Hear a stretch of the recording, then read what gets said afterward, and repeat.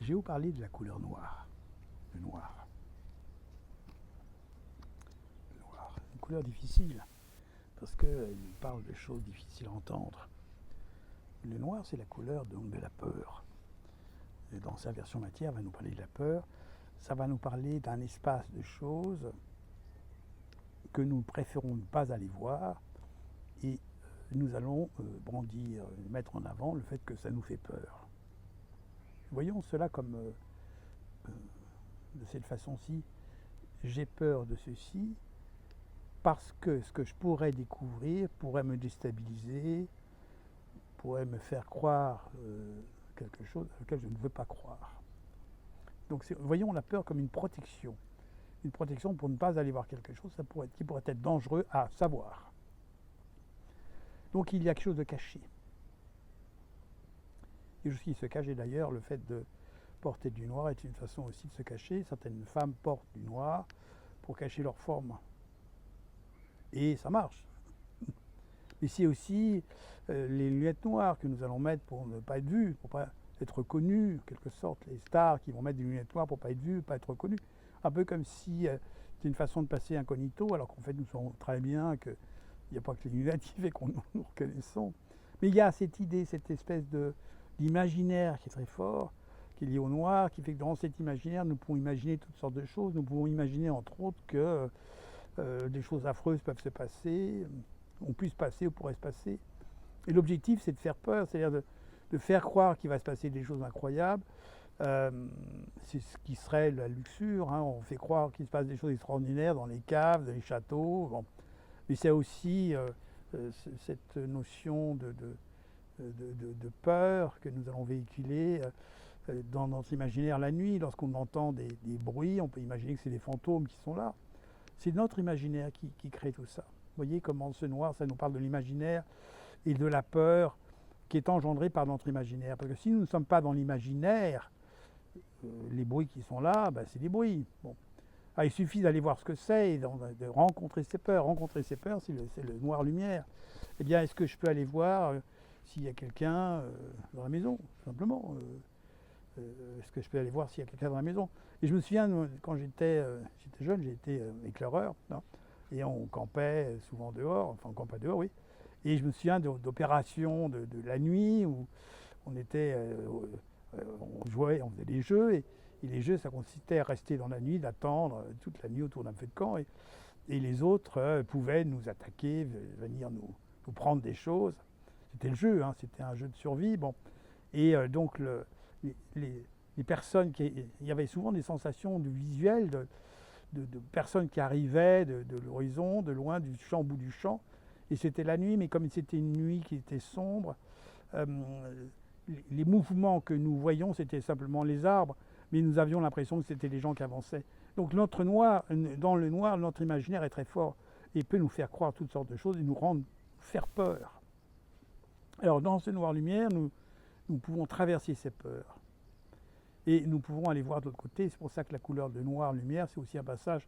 Nous pouvons aller voir de l'autre côté de nous-mêmes, qu'est-ce qui se passe, qu'est-ce qui se joue là, de l'autre côté de ces peurs.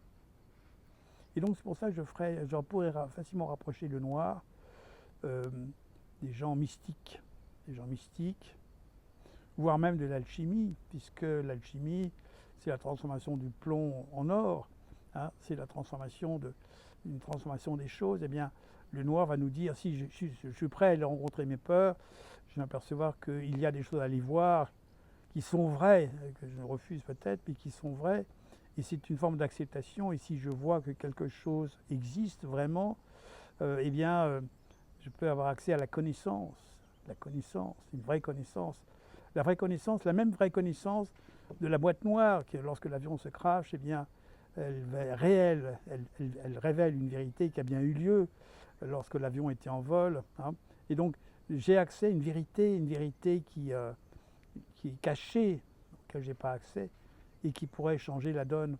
Ça pourrait expliquer l'incident, le crash, la catastrophe, mais ça peut aussi expliquer pourquoi ma vie va si mal, parce que j'ai oublié finalement d'aller voir au fond de moi quelque chose un peu comme si je m'étais perdu.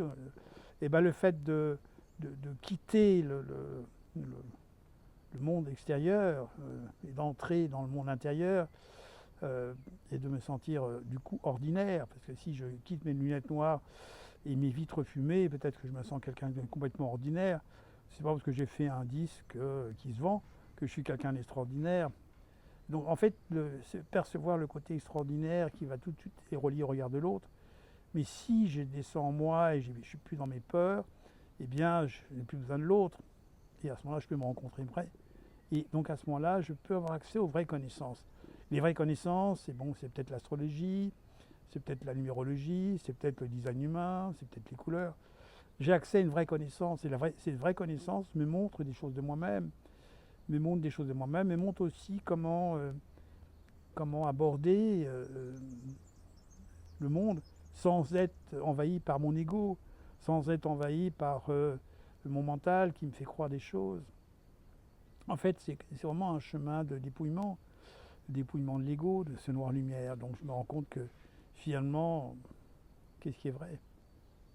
Et ça me rappelle une expérience que j'ai faite à Mirabel et Blacon, dans un stage que j'animais. Et on avons traversé un bout de forêt en petite tenue. C'était la demande qui était faite là-haut. La source m'avait conseillé, de proposer de faire cette expérience. Et donc j'ai proposé à ceux qui voulaient la faire. Donc on a traversé un bout de forêt tout nu. Et on est revenu le lendemain voir ce qui s'était passé. En fait, nous avons d'abord, personne ne s'est fait mal, personne ne s'est pris les pieds dans les racines et pas plus dans les ronces. Il y avait plein de ronces. Et personne ne s'est fait un arbre non plus, s'est cogné dans un arbre. Ils disaient que c'était une lune noire. Et donc là, nous avons vu qu'on pouvait voir la nuit. On pouvait voir la nuit, on était guidé la nuit. C'est un peu comme si, lorsque je quitte l'ego, mon ego, et quitter la peur de quitter mon ego, parce que c'est aussi ça. J'ai la peur de quitter mon ego. Eh bien, qu'est-ce qui se passe? Je vois les choses, je suis accompagné. Je dirais que je suis accompagné, c'est plutôt ça que je dirais. Je suis accompagné, la vie n'est pas méchante, la vie n'est pas hostile, si hostile que ça. C'est le mental qui est très hostile, c'est l'imaginaire qui est très hostile et qui a besoin de faire peur aux autres de manière à se sentir supérieur. Et finalement, si je n'ai pas peur de l'autre, qu'est-ce qui peut m'arriver? Eh bien, le noir va nous parler de ça, va nous parler de cette aptitude à devenir ordinaire, extraordinaire en soi. Et si je suis ordinaire, à ce moment-là, je peux goûter au côté extraordinaire de la vie, des autres. Je peux découvrir à quel point tout est magnifique et merveilleux. Je peux commencer à m'interroger sur le genre humain, sur les fleurs, les plantes, comment est-ce possible que ça pousse, comment est-ce possible qu'elle soit si différente, comment est-ce possible qu'elle soit si belle, comment est-ce possible qu'elle pousse sans notre intervention, et comment les animaux se reproduisent naturellement. Tout est beau, tout est incroyablement beau, tout est incroyablement organisé, il y a une organisation étonnante des choses. Et c'est simplement ça auquel j'ai accès lorsque j'ai laissé mourir en moi mon ego. Eh bien, au travail. Au travail, à bientôt.